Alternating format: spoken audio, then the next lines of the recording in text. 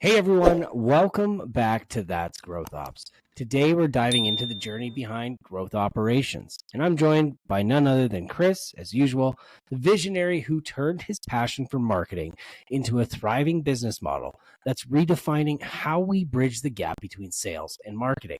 In this episode, we're not just talking shop, we're exploring the commitment, mindset, and personal growth it takes to start something new. We'll also touch on the mentors who shaped Chris's journey and the lessons learned along the way. This isn't just about business. It's about building something that lasts with empathy, teamwork, and a relentless drive for success. Ready to hear the story behind this story? Well, let's dive in.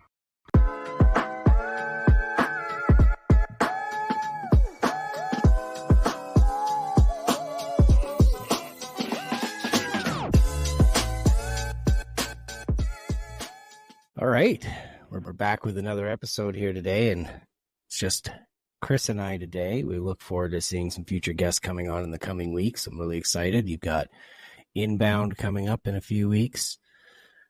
The go-to marketing health things, in my opinion. It is. Obviously. Love it. It's definitely the most really fun. Good. And you got a good team going with you, so I'm excited to see what you guys come out of it, and maybe we get to do a live episode. That would be awesome. Just so I send that one to the universe. Please. Yeah.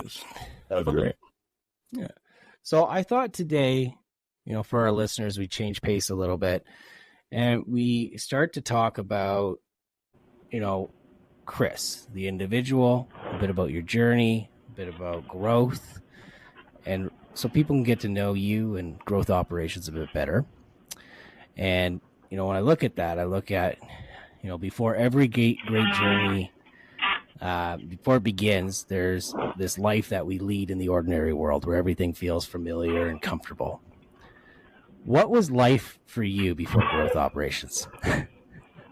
I don't even remember. No, I do remember. So before growth was founded in 2017, and then we grew out of our growth marketing firm and the growth operations firm in 2022.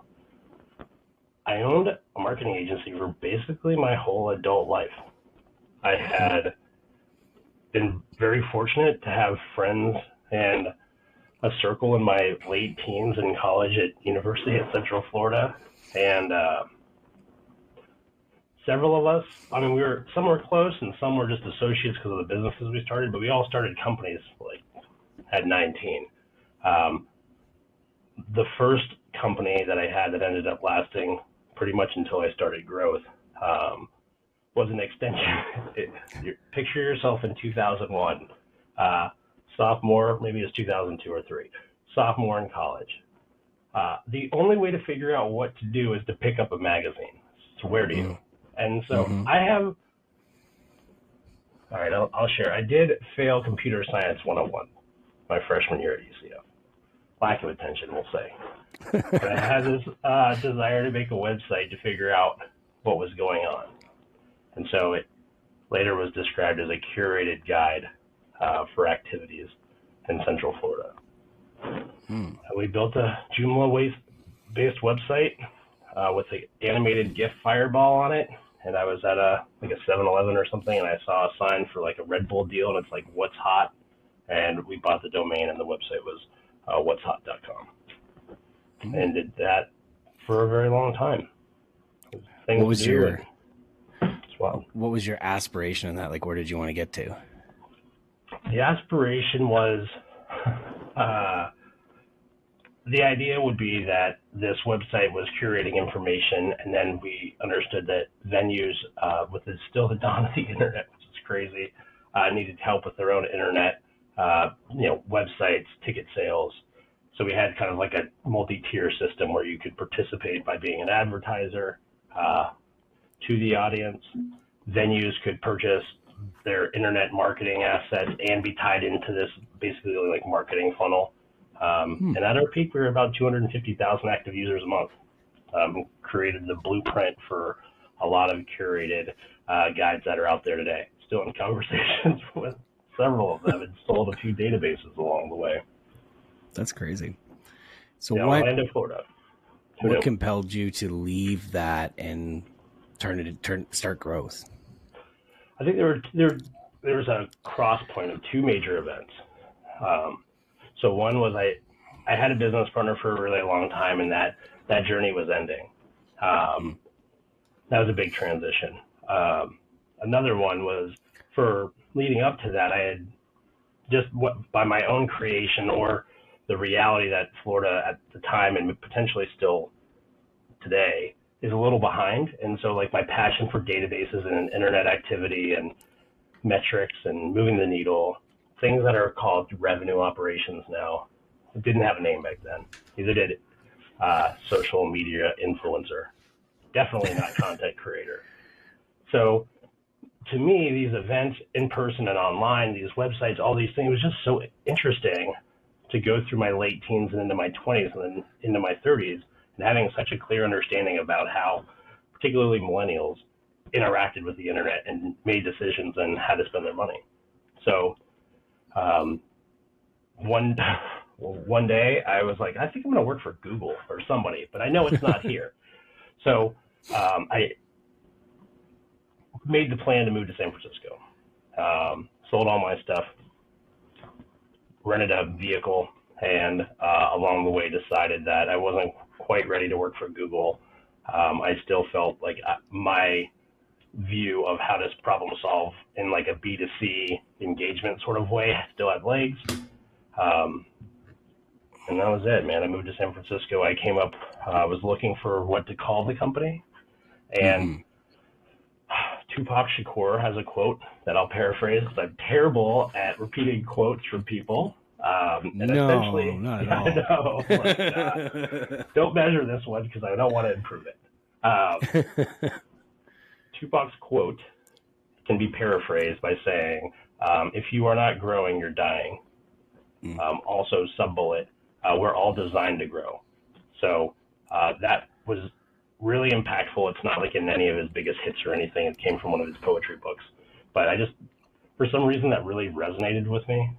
I still hadn't learned terms like revenue operations and knew the way that I'd always operated marketing was different than how other people approached it. And so I moved to San Francisco and in a coffee shop called the Chestnut Roastery, which is wonderful if you're ever in San Francisco. It's the best. I would get in at 6 a.m. and help roast beans, work all day in a very hard, uncomfortable chair. And then when they were wrapping up, they would basically ask me if I was done. And if I was, they would start to shut the coffee shop down. Oh, wow. Yeah, it's pretty crazy. So that, I guess that's chapter one of growth as a company. Yeah. That makes sense. It's an interesting trajectory and pivot, but I can see where the skills transfer.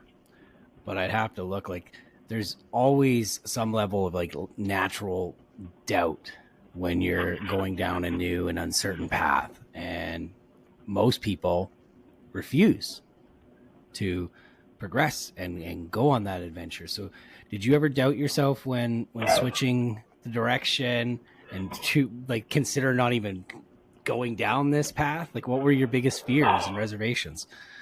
Okay. So I think even today that's accurate. Like I'm always intrepidatious, and especially now because there's so many people and their families who are impacted by my decisions. But the nice thing about the decision at the time is I really only had myself. I had a couple of people that had worked for me at the previous company that joined on, but realistically, like at the time when you worked for Sugar Free or for Growth, we had we cast such a long shadow that like you could get hired anywhere. So going through having people from my team work for other people became like a very familiar feeling. So I wasn't too nervous about it. So that helped.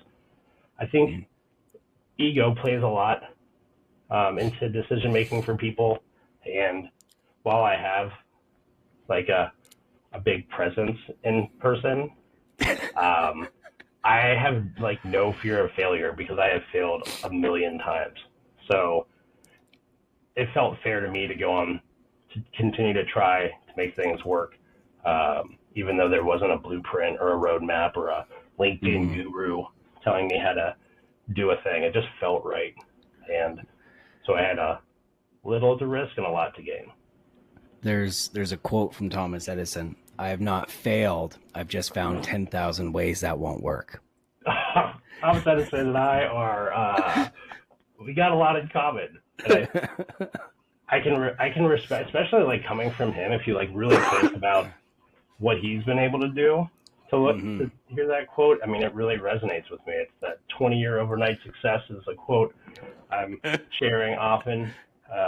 Lots of mistakes were made. I think that's why I'm, getting off topic here, but why I'm so comfortable at growth with our team making mistakes, because I know that the reason people view me as good at what I do now is the combination of all those and dusting myself off and keeping it moving. Yeah. Well, I mean, you look at Michael Jordan, and every game, whether he won or lose, he would sit for hours watching the tapes and looking at how he could do better. He could have had the perfect game, and he still would find something to do better. So I think that's admirable. And with that, I mean, we've all got mentors in our life. They play a critical role when guiding us on our journey. Who were some of the key mentors that helped guide you? So mentors I don't know if you did this on purpose, and we talked about this before, but like the lack of mentorship was one of the things that guided me to leave Orlando, because I started so young and I had hit some like claim to fame really quickly, just with some of the brands I was associated with and some of the large events and things that I was associated with.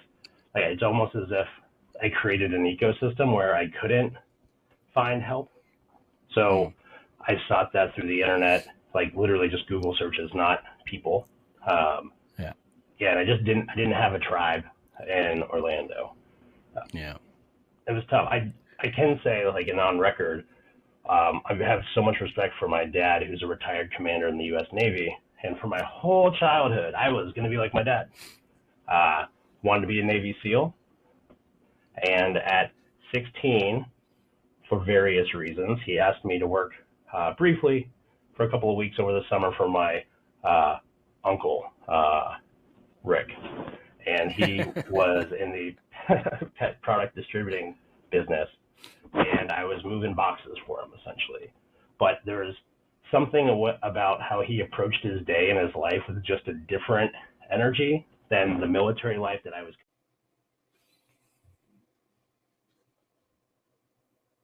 Oh, yeah, let's pause.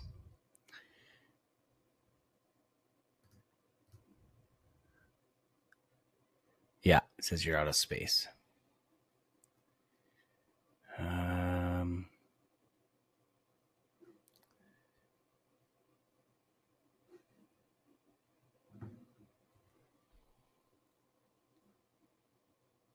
Maybe close some of those down, and then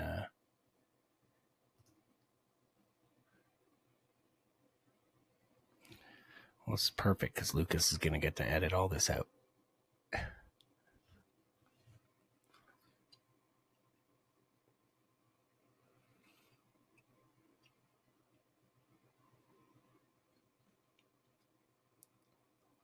That's a good question. Mine? Yeah, do that.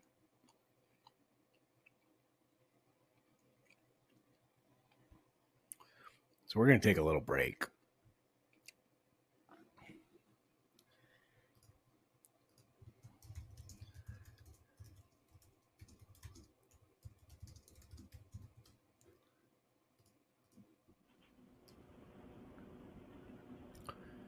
All right. I think it's recording it. Yours says recording again, so. Cool. Okay. So, mentorship, you were talking about working for your uncle. Yeah. I mean, what's interesting when you're in an officer military family and you live on military bases and things like that, it becomes your whole universe. You don't know what it's like to live outside it. So this was my first crack at civilian life, as I would call it. And he approached the day differently, with a little bit more enthusiasm. But the kicker, and I remember this, like, I can close my eyes and see this today, was seeing him in the evening working on a computer and just working, and then like enjoying that aspect of his day. So what I was used to was the stress of being in charge of nuclear missile bases and things. When you get home, you need, in my particular family, space to not talk to anybody because you have to decompress from your day. It's stressful, like everyone's lives are at stake. Whereas Rick's life, his work was part of it, and it was like one healthy ecosystem. And this dude was and continues to be an overachiever. So the fact that he was driving at that level, for me, was just like an instant change. And I didn't realize it at 16 because I still thought I was going to do the military thing. But as I hit 18 and 19 and went to school, didn't go to the Naval Academy, this kind of like seed that had been planted really started to grow, like not on purposely, just using plant metaphors here. But I knew it was possible. I knew somebody that had built a thing from scratch. And then I just started doing it as if it was like, duh, but it wasn't duh. I'm still not sure where that first like gumption came from to get me across the line. So would you say though, like it was just the change in those atmospheres that kind of made you go, there's a new direction here that I can go in life? Yeah, I mean, we've had the chance to work together for a while, so I think you've had and have known each other for years. So I think you have been able to see how I can take information and process it, and then it shows up later, and it's like just is how it is. And I'm maybe just saying it out loud for the first time and thinking about it. I think that's just a part of my like makeup. Maybe it's from like having moved around every couple of years and like having to kind of reinvent yourself a little bit, so being a little bit more fluid. I don't know, but that I know that inspiration changed my life, and that's one of the reasons I try to help others that are going through these kind of development stages, teens and college and post-college stuff. Yeah. So that kind of shaped some things, and then you're now out in California. You're doing growth, the very first version, growth marketing. Not old yet. I'm not old yet in this part of the story. The old version. The old version. What about mentorship there? Was there a specific piece of advice that you were given at some point in that? Because I know like COVID hit, things changed for you, and you kind of reinvented. Yeah, big time. Big time. A lot of what we ended up doing, we were super fortunate to have worked with some really great people with some really big brands, like through the transition of moving me from Florida to California and keeping the same growth office, or the sugar-free now growth office, is still there. You've been. But these were like great companies, but they depended on me to have the answers. So like nobody in senior leadership was like, Chris, this is how you formalize, online, offline event activation, blah, blah, blah. They all were kind of used my documentation as, okay, this is the new standard. When COVID happened, I'm so incredibly thankful for having lived in San Francisco at the time, because if I was anywhere else, I wouldn't have realized just how big of an impact this was going to have on the world and as people. And having that kind of so much of what I did be in person, it was extremely overwhelming, but it was just one of those who moved my cheese moments where it was like, okay, the reality that I lived in today or yesterday, it doesn't exist today, and I need to shift. At that point, our team started to grow. So we had a couple of really great people, Will Davidson, who we all know and love at Growth, and then a couple of people that have moved on to different career paths. So I now had a different type of responsibility, and that was to these people. Way more stressful than not having that and just moving up, getting up and leaving Florida and moving to California. So I had just entered I think HubSpot would be good for my universe mindset. And so we signed up to be a HubSpot partner. I'm forever grateful that our CAM, so this person at HubSpot who's basically responsible for making sure we don't screw anything up, was Nick Hull, and still very much friends with them, and I'm forever thankful. So Nick, I think, was maybe my first professional mentor, and it's not on purpose. He's younger than I am. His job was just to make sure like there's bumper lanes so an agency doesn't go out and pretend HubSpot's going to make a company millions of dollars and sell it for what it isn't. His pacing and communication and recognizing what I thought were valuable, but also sharing like, here's the gaps I see, was really, really powerful. One of the gaps was, service definition. And there's a lot of things we did because we're so customer service centric and always have been that we weren't charging for. And I don't mean charging like transactionally. Naming and having that information provided to the customer up front was just missing. So they never knew the value they were getting because we never positioned it to simplify it. So we helped with that. And one of his suggestions was, hey, this guy, Dan Tyre, he does these boot camps. And anyone that's a partner and a customer can go. There's like the upfront pledge, you've done a couple of them. You got to say that you're going to do the work and hold yourself committed. It's a lot of work. It is. So it's COVID. I've lost everything, basically. Nick Cole is coaching me. I've got a couple of employees that I'm pretending that I'm keeping the wheels on. And mind you, I'm in a 450 square foot apartment with someone that I had been dating for a while, but not like she'd moved in and then like 3 days COVID hit. So oh my God. Very small apartment. At the time I was working in a coffee shop, that option was gone. And so now I'm taking these pipeline generation boot camps with Dan Tyre.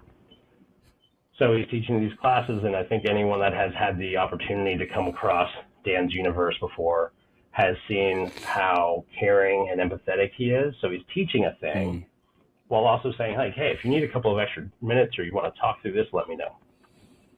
Which, for anybody that knows me, is now pretty much part of my talk track too. And the reality is not a lot of people take you up on it. No, I wish retroactively that I could go back and take those extra 5-10 minutes and just hang out. We'll get into like what makes being a good mentor and mentee, maybe this episode or another one. But so I did that, and I tend to remember being the first one in, so 5-10 minutes early, and then I would always stay on for his extra time. And he accidentally became, and like without permission, I would say my first proper mentor in this new universe that we've created. Growth operations firm. We just didn't know that was going to be the name at the time. That's awesome. And I can see, I've been on sales calls with you, and we've had a lot of conversations. I can see how his teachings have continued to influence you day in, day out. And you're continuing to expand that mentorship base too. I see that. So I think that's awesome. Thank you. Yeah. I don't know how he does it. It's like, it's a lot. It's a lot. And you know what? The way with him, the way he showed up every call, and it always started with his like that was just any mood I was in before he entered the call was gone. It was just like, let's go. Again, I'm still curious how he does it, and it's just amazing. And he's kept on that energy and has helped thousands, I'm sure, maybe more than thousands worldwide. It's pretty cool. And speaking of Dan Tyre, we have a micro lesson from the Redwood Grove community coming up with Dan on September 12th. Built to Scale, Creating Sustainable Culture with Dan Tyre. That looks like it's going to be a pretty good one. So we'll put the link to that in the show notes. It's so cool because we didn't the reason that's like such a moment for me is yes, I didn't ask for permission for him to mentor me. I just kind of took it. And then, right. And then the lessons that I learned became like my mantra, like just, ask questions, help always. Go into a conversation with positive energy. These are just like kind of like secondary aspects that he brings to the table. And then now when we look at like what growth is now, like years have passed, those are some of the things that I'm most proud of that people are coming to the table with. Yeah. Thanks, Dan. So if you want to know how I did it, I guess he's going to talk about that, even though it wasn't the plan 3 years ago. Here we are.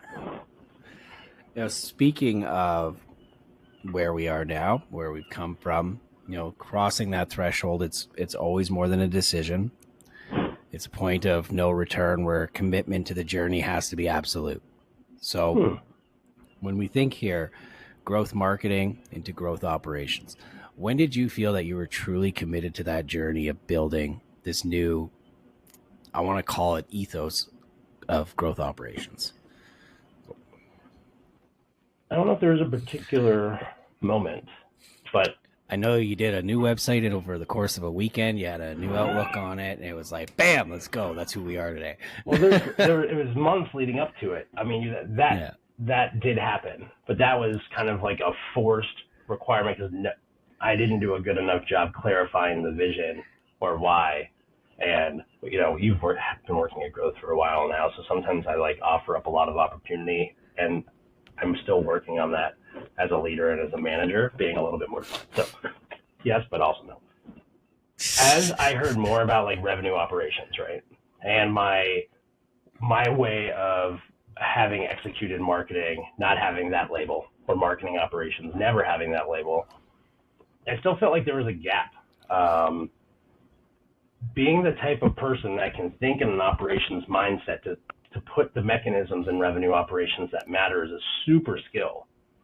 Whether you're doing it in sales or you're doing it in marketing or you're doing it in customer service or you're your website, all four of those are a unique person. And of course, I've met and we have a couple of people that are cross-departmental operations specialists. However, being able to implement a system based off of somebody else's plan or filling in the gaps because you know how to put in the system is different than, in my opinion, the groundwork for growth operations.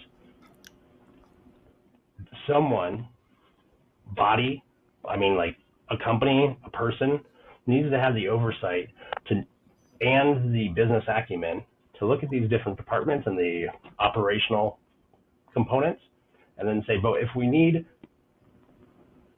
to grow, how do we do that with all these cool, cute tools we have? And more, I am seeing that the bigger the company, the less specific oversight there is, besides the board saying, hey, we did 22 million this year. We want to do 250 million in 10 years. And then that's just painted somewhere.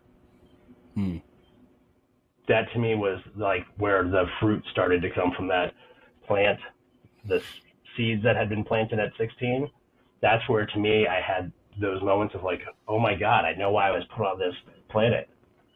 I know these things. I'm deep into the customer service journey. I know marketing at a whole different version of marketing that I've proven successful a million times over. And in the last couple of years, really diving into the sales aspect, I just felt so empowered. And I was like, is nobody seeing this? Of course, nobody's seeing it because it didn't exist.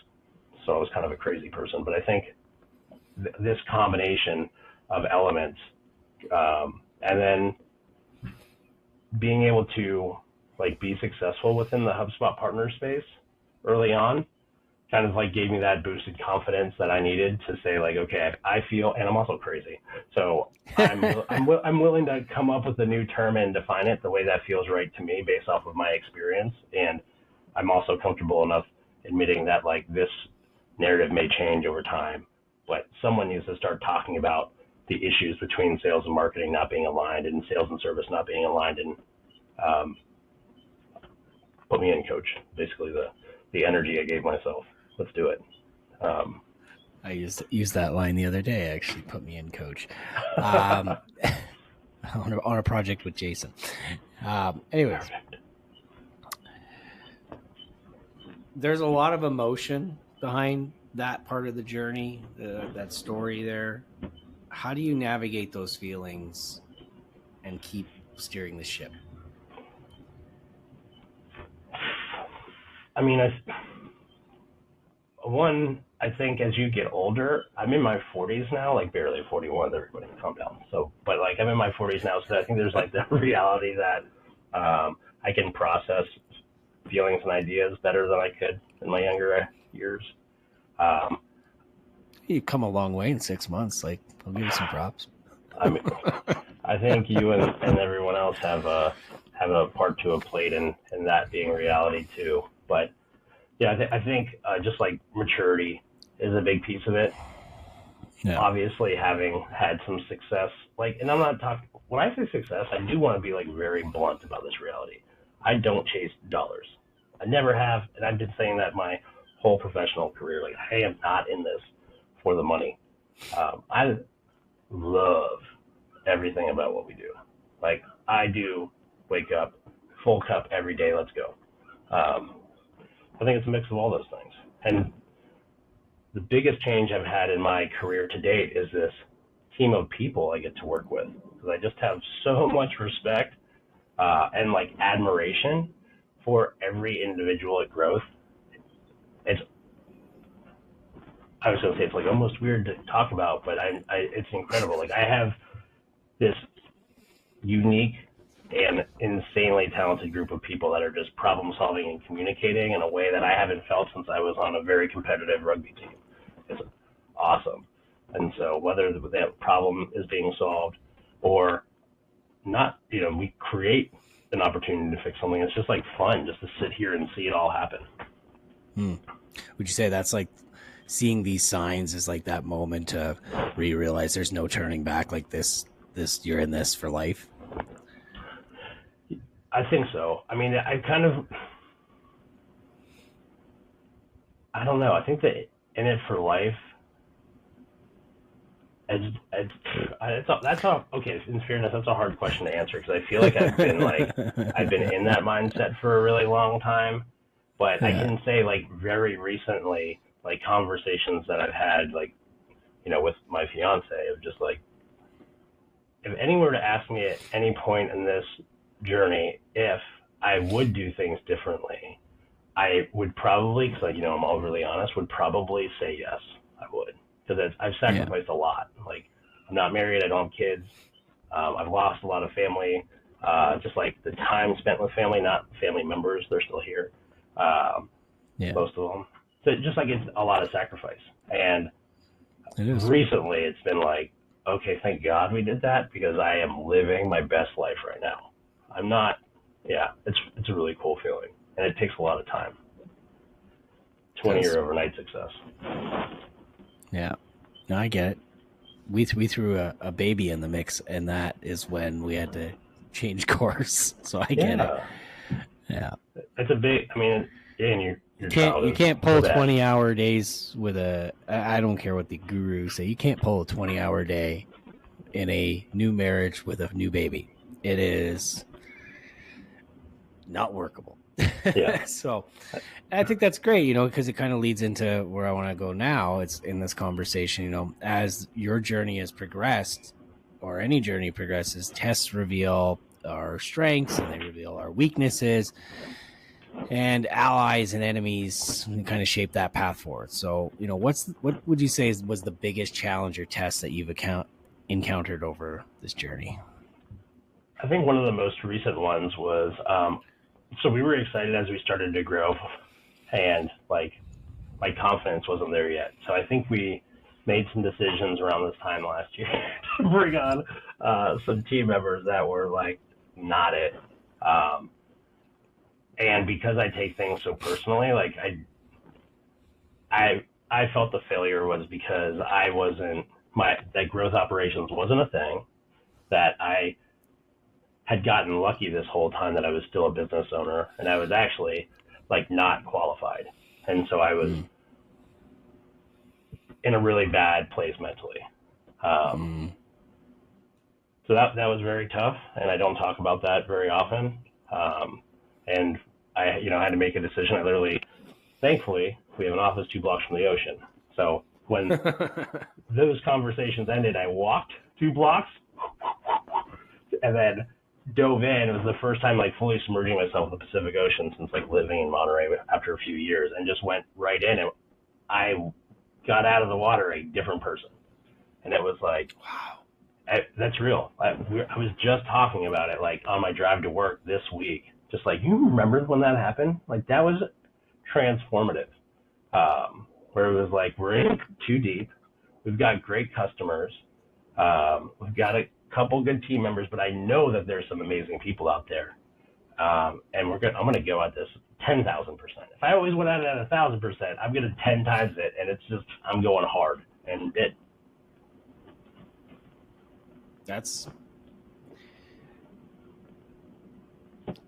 I don't want to use these exact words, but I have to because it's the only way I can describe it. It's the hallelujah come to Jesus moment.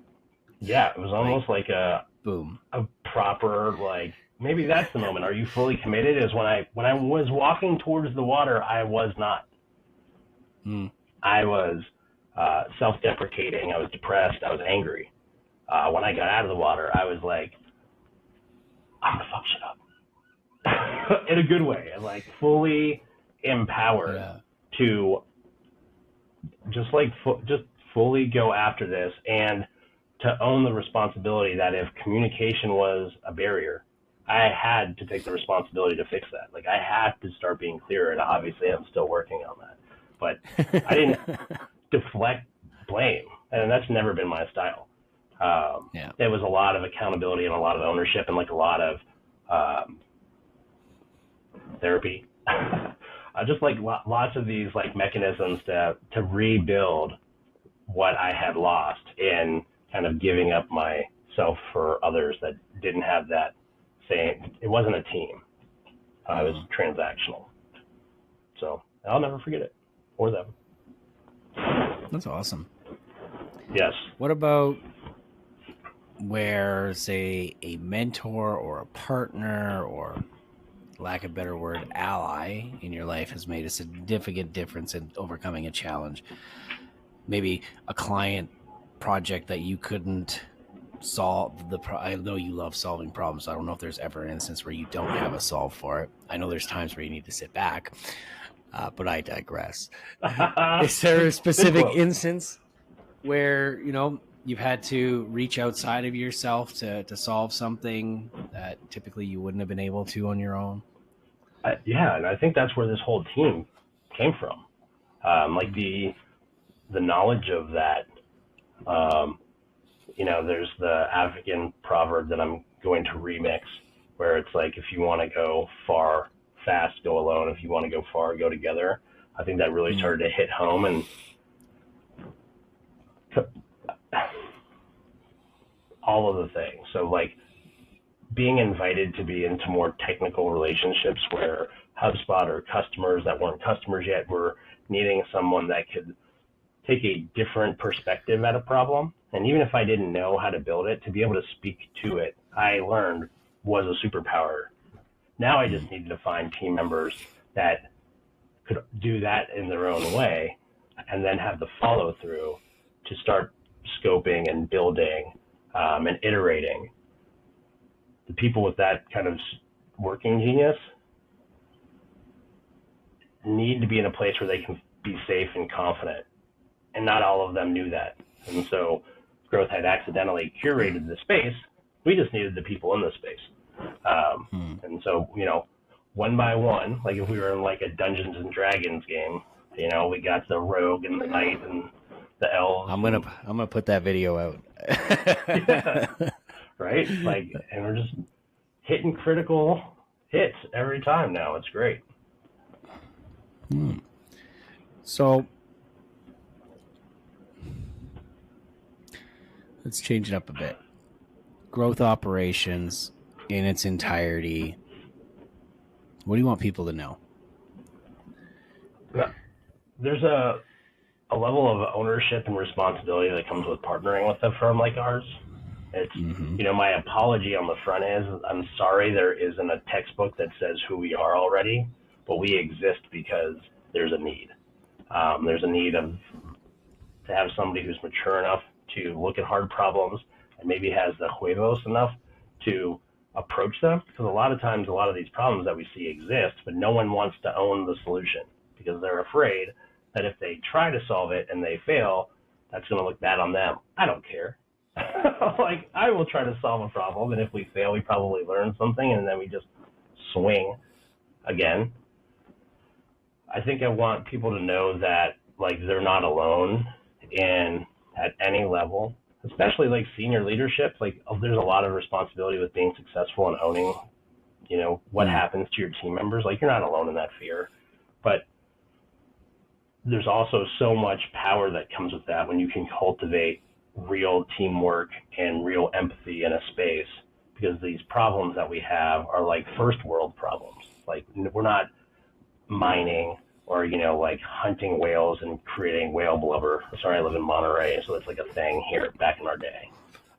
Like, we get to work in mostly air-conditioned spaces and choose the people that we get to work with. So, like, if we have that understanding, it's going to be okay. We are going to be able to solve a lot of these problems.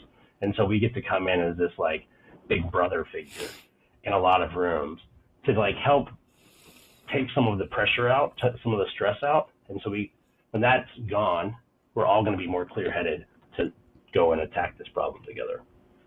It's a hard thing to put on a one sheet. It is.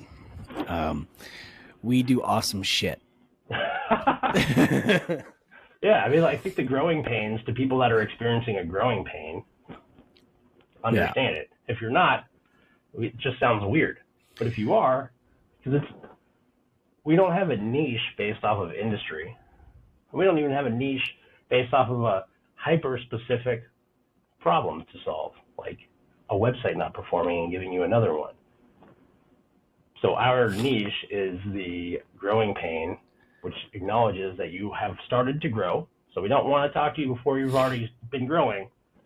And then someone needs to figure out what's not in the soil that's keeping you from, hitting to that next tier. And I think we have the business acumen, the experience, and the team depth to scope, provide solutions, and then execute solutions in a lot of cases. Yeah, I think, if I can add into that, it's not necessarily they haven't grown. Like, maybe the pains are there preventing them from being able to grow as fast as they need to. Oh, 100%. Right? 100%. Yeah. Or the way, there's like a lot of like nuances. There's like 1,000 ways we can say this, but yeah. Yeah. In EOS, I subscribe to the philosophy of like organizational change and picking certain points. And I think EOS does a really good job of approaching growing pains in one way. And we might be another side of that coin where, like, that's well and good. Someone needs to be on the ground doing the work and judging the marketing plan, bringing in AI, you name the function. So same kind of mindset. Yeah. Talk about it, create a plan, execute the plan, review what worked, what didn't, and keep the iterating happening. What would you say is growth's biggest success story? I think we are. So selfish. No, I mean, like, I would just be like, I think it's unfair for me to name particular, like, customers. No. You can name the situation.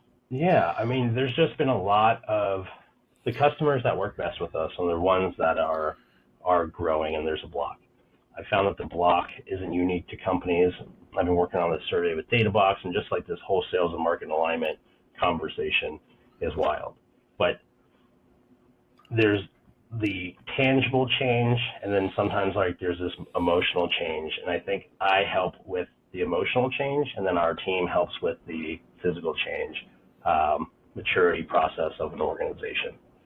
And there's just so many examples. I'm so excited for this inbound 2024, because we're like flying in, and some of the people that have had the chance of experience growth through the transition, our biggest clients are the ones that were with us at growth marketing and now and were part of the reason that growth operations exist.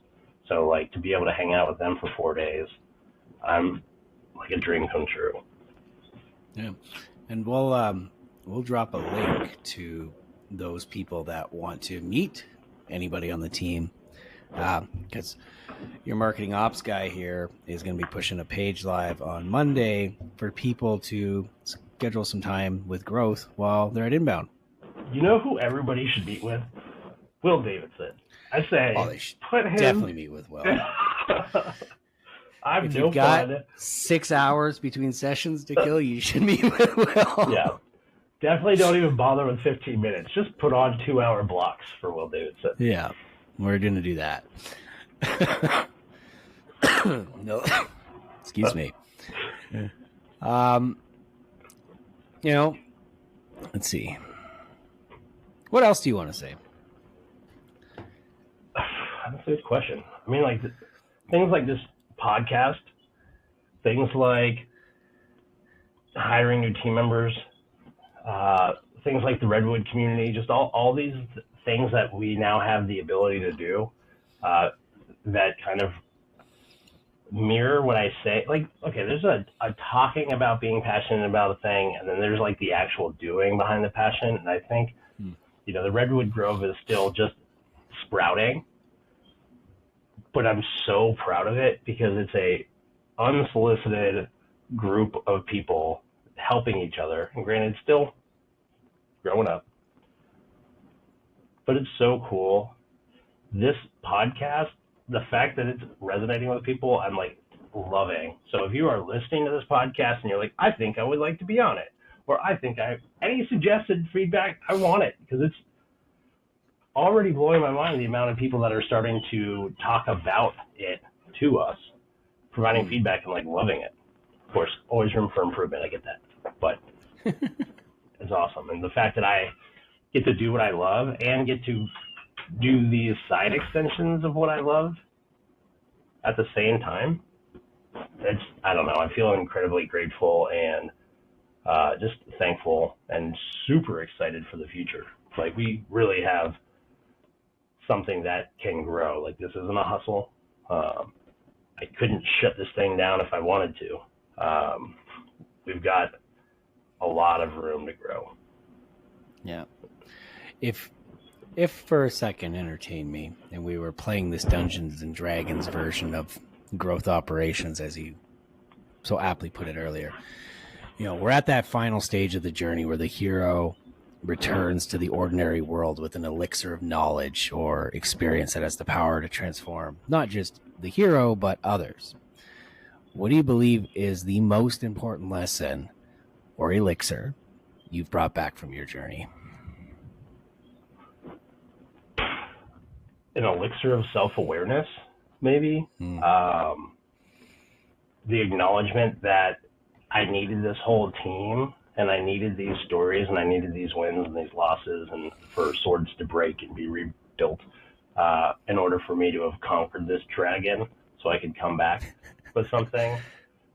One of the things I'm accidentally most proud of is, like, I can validate that hard work, empathy, being customer service oriented, all of these things are real. And when you do them and you're consistent and it's genuine, it does lead to happier customers and does give you the ability to build a multi-million-dollar company. And I can now represent that truth with 100% accuracy because that's what we've done. That's pretty cool. Like, there was no shortcuts. We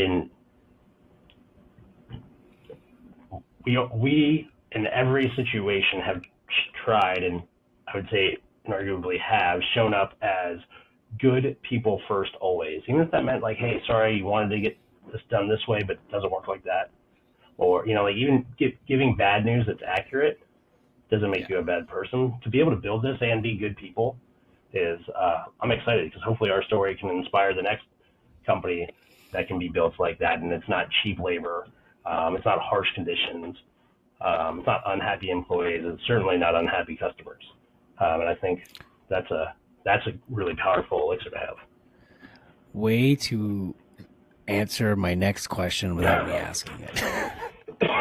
I've got that skill all the time.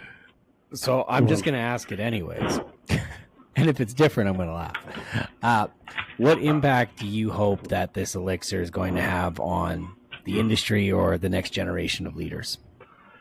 I hope, let me start over. Now I'm coughing. I hope that what growth has proven to be true, which is you can approach things empathetically and create a really safe, happy environment for people to work. You can build not even a small business, but a multi-million-dollar business off of it. I hope that inspires the next generation of consultants and marketing agencies and software developers and, lawyers to do that, because it is doable. And it feels really good to look in the mirror every day and know that you're a very good person, and be the first in, last out every day for 20 years, and that it's worth it. And the reason I have done all this is to have a happy, healthy family, like in my own personal life, and I can do that now. And I want other people to have that chance too. That's awesome. Not easy though. So if you're looking for the shortcut, I don't have it. It doesn't exist in my D&D game of life. I mean, it's the shortest overnight success, right? It was just a chill 20 years, a couple of couches. I feel like there was like a car repoed in my early 20s. I mean, I've been self-employed since 2003. So, and we've had our Orlando office since 2007. For kids listening at home, yeah, dude, that's a long time. It's a long time.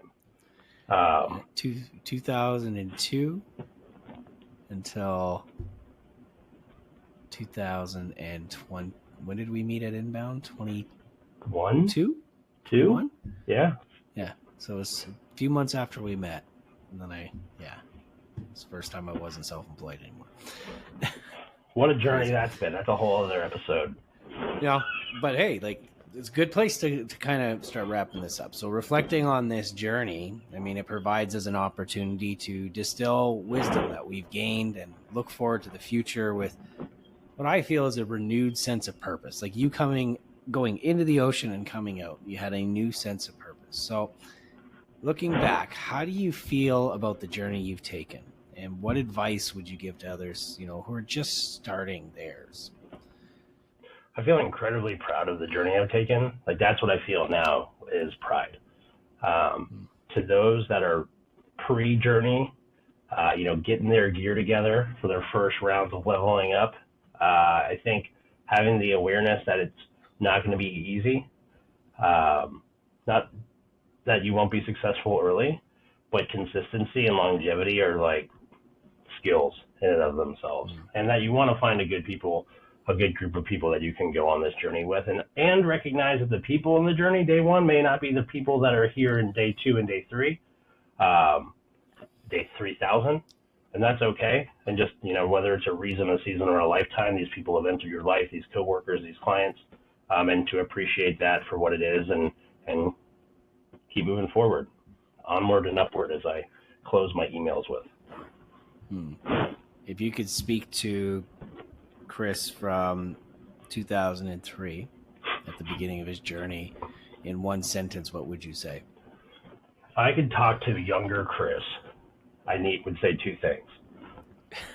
First, when you're playing rugby, wear a scrum cap because you're going to knock yourself out a few times. It's going to suck. Don't do that. I know that's not on topic. And then 2, you're going to be successful. It's going to be okay. Do not give up and stop beating yourself up. I love it. Yeah. If I had to say anything to myself, it would be, you got this. You got this. Yeah, man, it's a journey. If it was easy, everybody would do it. What's the last thing you listened to on Spotify? Oof, let's find out. Let's keep it real. Let's see, I went running this morning, so it's going to be on my running playlist, which I didn't create. The Boys of Summer by the Ataris. Okay. We'll link to that in the description. I got Double Life from Despicable Me 4. That's what happens when you're driving your 5-year-old around. That is adorable. Your daughter is a dream. She's wonderful. Great. And a hell of an artist.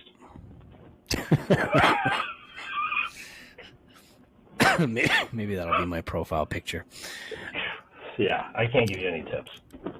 Awesome. Well, next week, everybody, we have a guest coming on, David Schmeichel, the Baron Unicorn, where we're going to dive into some conversations around branding, its importance, and excited to see some healthy debate. Some healthy debate would be great. We'll see where these bearded Jedi go. Thanks, Rich. Thank you.